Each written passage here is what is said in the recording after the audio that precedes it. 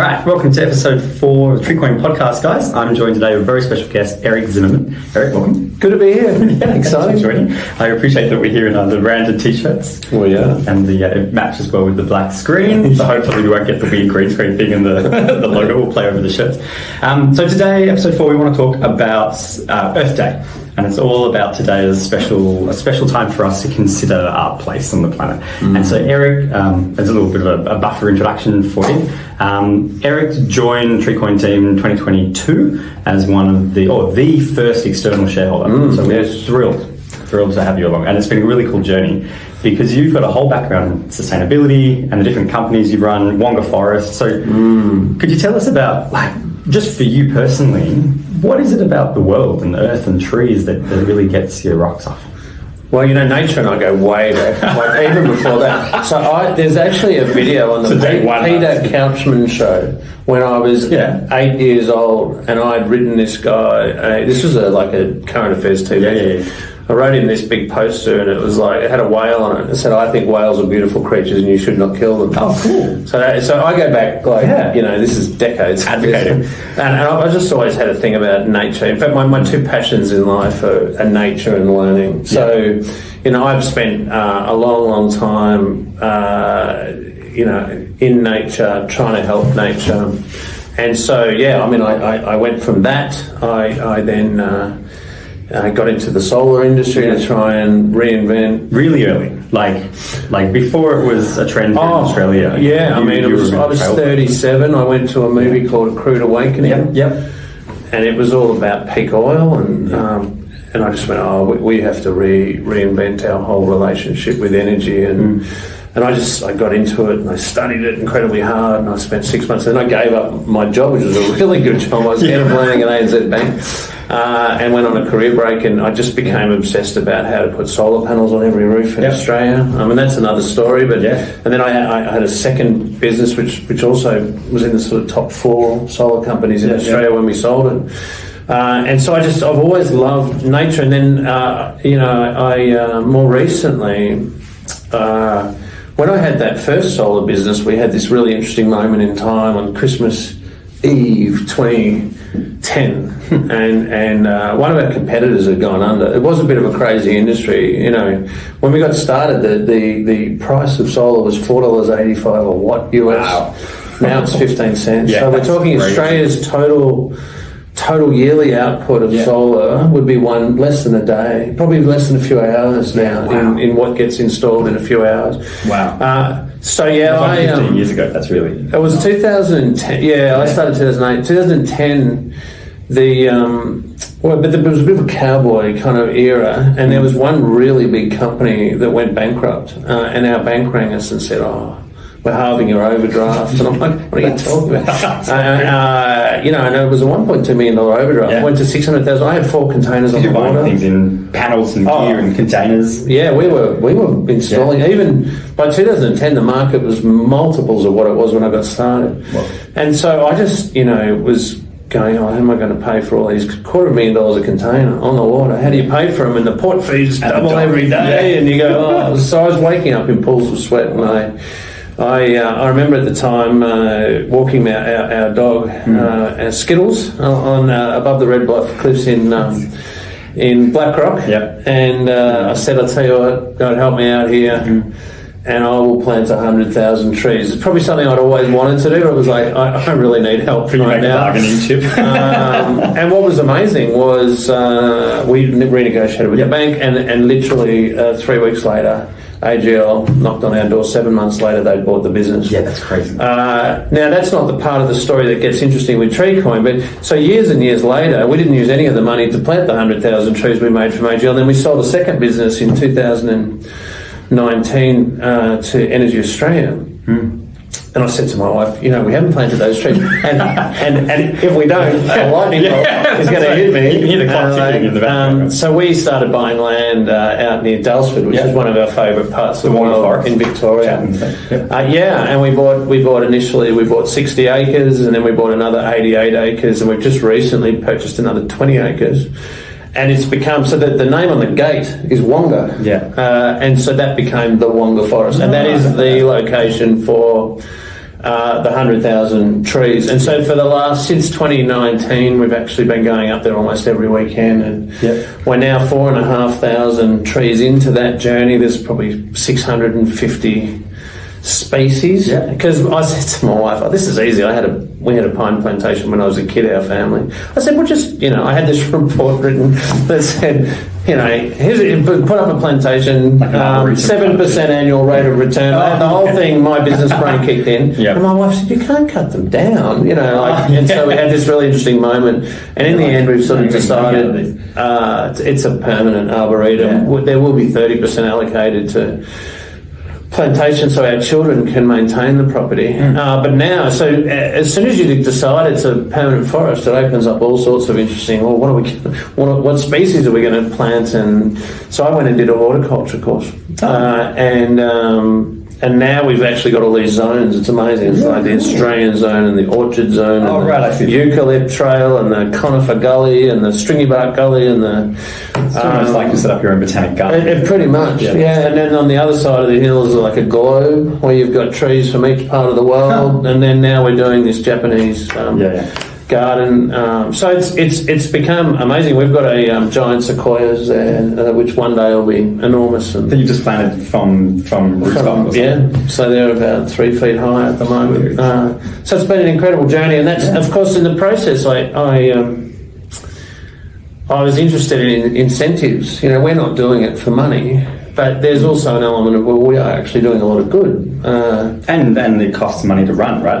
There's I mean, you've got... Not just the stock, but all of the water, the irrigation, you've got the machinery. And sheds. I mean, we've spent, by the time we finish this next one, we've spent $200,000 on sheds and machinery. So just doing it sounds great, but the reality is it's expensive, right? And the government money, we looked at, what if we then, create carbon credits? It was like, we have to sign off your property, and they put all these covenants on it that you can't sell it for. So I was like, okay, that's not going to work. And then through that solar business, I met your business partner, Damien, years and years ago, and he helped us with a few projects, and he approached me as an investor. And I thought, that's how that works. These guys are actually really solving a real problem in the world that a lot of people just like us that are doing good things, legitimate, tree planting, can get almost no reward. And here's an option using all this new technology and blockchain to actually get rewarded. So that's the history of how we got together. And I'm very proud to be the first investor, because I think it makes a big difference, having had 5 startups myself. That first investor is actually the most important one, because then all of a sudden others get belief, right? And it's funny because it not just carries the confidence in the team, but in 2022 we started the company in 2020 and we built the framework. I'd done all the design, all the dev design, but then we needed to actually build the thing. And Damien and I have run companies in the past, but certainly my other companies have been bread and butter. There's revenue on day one. This was the first time that I'd really run a company where it was going to be a period of years for development way before revenue. I felt like I was running a TV factory for a while. I'm like, building, and I thought, well, I'm not going to make any money until that first TV is in the retail store, and that risk. And so we really appreciated. But it wasn't just the money. It was the fact that you were building Wonga Forest and that you were going to be also a pilot grower. So one of the cool things that we liked, I think it was last year, that SiteTech, one of your other companies, the safety construction industry company, that they actually purchased TreeCoin. Tell us a little bit about why you decided to purchase TreeCoin as carbon offsets, and obviously the goal is that SiteTech will purchase Wonga Forest tokens, so we get this cool microeconomy. SiteTech is a business in the construction industry, and it's temporary fencing and portable toilets, and it's a 15-year-old business now. We've got 2,200 building sites, 22 trucks. So we emit a lot of carbon. All the diesel. Diesel, and we've looked at electric trucks, but the range isn't there because they're carrying these very heavy fences. And toilets all around. So I've always struggled with it, and I wrote this thing called the SiteTech Way, which is a document which is like, at our heart of hearts, what is this business about from a culture point of view? And it talks about, treating our customers as business partners. It talks about doing no net harm to nature. That's clearly and explicitly in there, and I was the driver of that because of my passion for nature.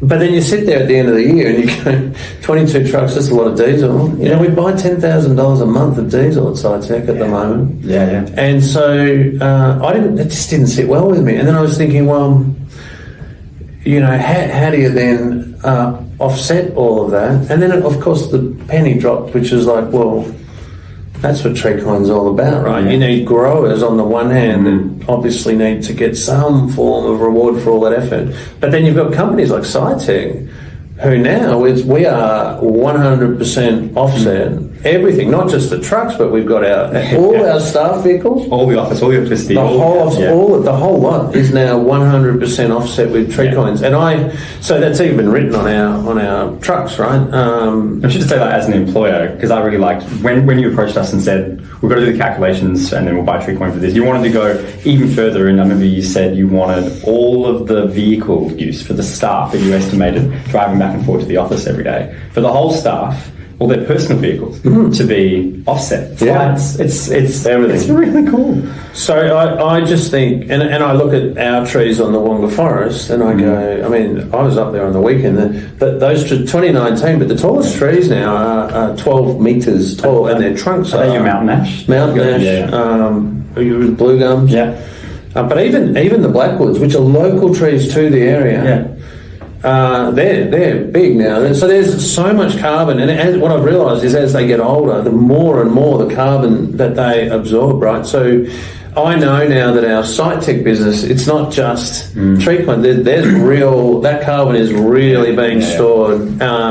And actually, along with that, seeing nature come back to that land is just so exciting. We were driving on the driveway on the weekend. There's a brown falcon sitting there. Oh, wow. Right on and then 2 wedge-tailed eagles flying above, 8 kangaroos hopping around. It's incredible how nature rebounds. And so, what I'm enjoying about it is we're in business. The staff feel good because it's a business that actually cares. We care about our people, but we also care about the planet. Yeah. And we can legitimately say that we're not doing harm. And there's always going to be more things we can do, right? It's an ongoing journey. But it was such a big leap into that. And so I'm super excited now because I'm hoping within a few years the entire SiteTech emissions can be offset by the Wonga Forest. At the moment we're buying TreeCoins off other growers, which is fine. You need to create demand. But there will be a time with the amount we're planting that all of it gets offset. And SiteTech in return has been putting up portable toilets, and it's drought conditions now.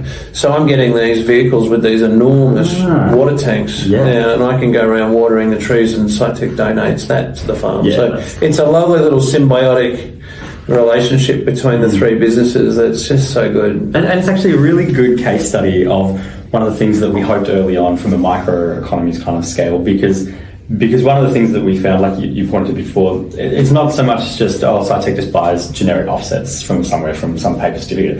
It actually is that SiteTech wants to have a relationship with the trees, with the growers, and we always found that that's something that's really lacking. The ability to have a peer-to-peer relationship, in the way that TreeCoin wants to say, well, a company in the first world should be able to have a direct relationship with a grower, whether it's first, second, or third world growers. And whether that's maybe emails or contacts or having update almost like a blog page, photos, so that the buyer knows that these things are real, and then they can see the projects being done, videos, and actually have. It's not just, we're ticking dollars on the marketing budget. It really has a sense that you're doing good and you're contributing back to these forests being grown. It's really volunteer days on the... So we have a Facebook site. Coming up. Advert, 24th of May, volunteer day. But we rely on those, and we put in 500 trees on a day. But it's interesting how many staff and how many of our network come along to the volunteer days. And again... they bring their families, everyone gets to know each other. So I'm really enjoying that side of it, and I know the team are really enjoying the fact that we've gone down that path. So there's always little challenges in it, in the sense that, say, in our case, we planted so many different species of trees. How do you actually measure, I remember that. the output of those trees? But I mean, these are all challenges to overcome. And in our case, one of the other things I from a SiteTech point of view is we're very conscious of our reputation. I mean, we've got some really, really big customers, like national leaders. Builders, we've got 5 of the top 20. Reputation risk is a really important. So, from our point of view, it's like, if we're buying tokens of someone outside of Wonga Forest, I want to know they're not going to cut those trees down. And so we actually got a certificate when we bought them that said there's a commitment not to cut those trees down. And that was quite important from our point of view. I don't need caveats over land, but I want to kind of look the farmer in the eye and go, now we bought these tokens, and that was all possible, and that made a huge difference to us, with the TreeCoin. And like you said, I suppose, and it's different because obviously you've got Wonga as your own private enterprise, and you've got SiteTech. But I imagine that it would be similar if it wasn't Wonga and you had a relationship. If SiteTech had a relationship with different Australian and Victorian farms, you'd want the same thing, right? You want to be able to go and see videos of new trees being planted, so that you knew that this was a project that was expanding. It wasn't suddenly a car park tomorrow. Yeah, I mean, I would encourage every grower out there to just create a Facebook site or something simple. We've done it, and we've got 275 people following the Wonga Forest now, and I've never promoted it. It's just word of mouth. And yet people love to get involved in this stuff, right? So, but the beauty of having that Facebook site is, if anyone wants to know it's real, just go and have a look. There's all the updates, there's the volunteers, there's the new zones we're introducing. And if every grower had something like that, it's just all of a sudden it's just so real, right? Basically just described the feature that TreeCoin's building in the next 6 months. So perfect. Look forward to that. But look, I reckon I've just run right to the end of our podcast time, and I've got 30 more questions to ask you. So we'd love to get you back in the future. Podcast. Oh, absolutely. But Erik, thanks so much for coming on today and having a quick chat. Guys, there'll be something with the post for this about the upcoming Volunteer Day at Wonga on the 24th of May. 24th of May, Volunteer Day. I like that's a really good. It's only an hour and a half from Melbourne. Easy day trip. From 10:30 to 3:30. No problem. We'd love to have everyone there. Get involved. Kids are welcome. It's a great day. So there'll be information about that up on the post. Well, thanks very much, Erik, and thanks everyone at home. See ya.